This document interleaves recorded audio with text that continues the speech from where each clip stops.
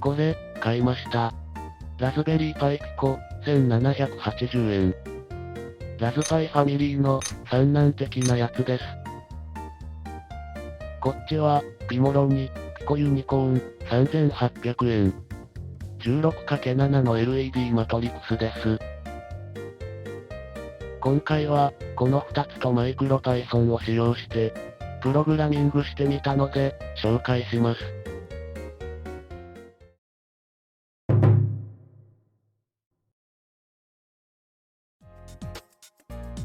ラズベリーパイピコを簡単に説明すると、プログラムを一つだけ実行するコンピューターです。ARM の CPU と 2MB のフラッシュメモリーが載ってます。セットアップは簡単です。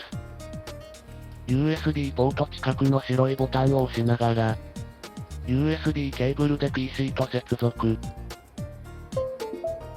ピコがストレージとして認識されるので、ラズベリー財団のサイトでダウンロードした適当な UF2 ファイルをコピーするだけ。今回はピコユニコーンを使用するので、ピモロニ社のサイトからダウンロードした専用の UF2 ファイルをコピーしました。コピーが終わると、ウィンドウが閉じて、ピコが再起動され、使用可能になります。ピコはマイクロ Python に対応しています。トニーというエディターをインストールしました。トニーの画面はこんな感じで、上の部分がプログラムを書くところ、緑の三角ボタンが実行で、下の部分に結果などが表示されます。ピコとユニコーンを合体させます。ユニコーンに向きを示す USB ポートの絵があるので、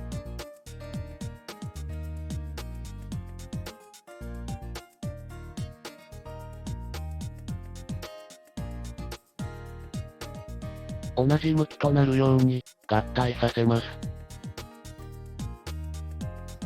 USB ケーブルを挿して完成です。ピモロニ社のサイトで、デモのプログラムがダウンロードできます。LED がレインボーカラーで発光しました。A ボタンで消えるみたいです。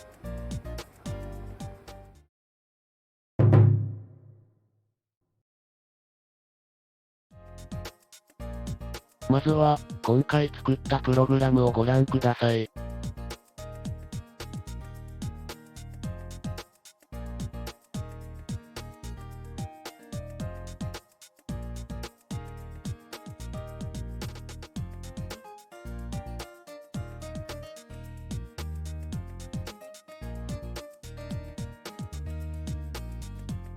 プログラムを解説します。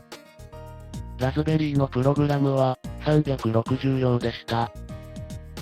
インポートで必要な組み込み関数の呼び出し。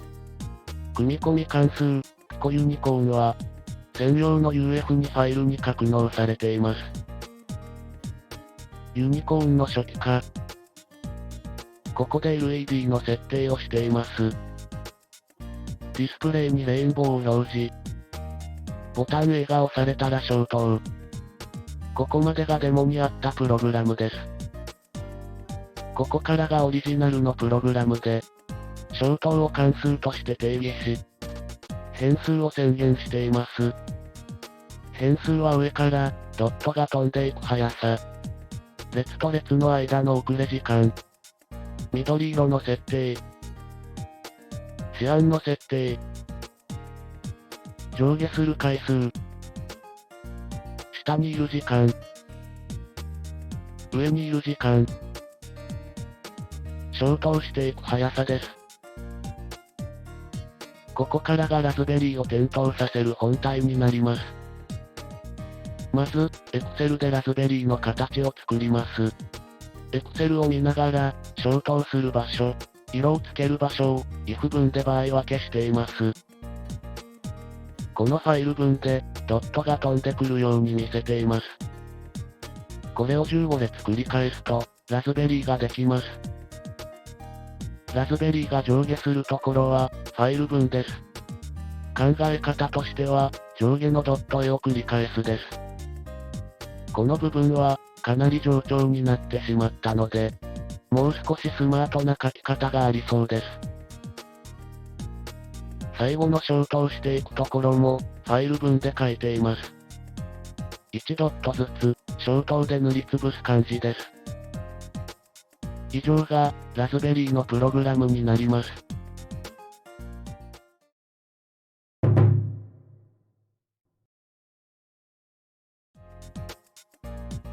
2つ目のプログラムをご覧ください。温度計です。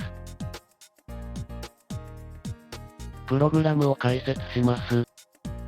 温度計のプログラムは、221行でした。ラズベリーと同じく、50行目まではデモと同じです。次に、マトリックスに表示させる数字と、単位として使う、C を定義します。X のキャラクターのドットが発行するつもり。数字と C をディクショナリーに登録します。ピコのボード上のサーモメーターから電圧を読んで、公開されている数式を使って温度に変換。温度は、10の位、1の位、小数点に分けます。また、温度によって数字の色の定義を変化させます。X、T などのキャラクターと色を紐付けして、発行するドットと色を紐付け、数字と単位の順番を定義します。マトリックスに温度を表示。1秒ごとに温度を更新します。以上が温度計のプログラムになります。今回初めて LED マトリックスと Python でプログラミングしてみました。関数を覚えるのは大変でしたが、自分の思うようにドットが動いたときは、大感動でした。価格もお手頃ですので、夏休みの自由研究にいかがでしょうか？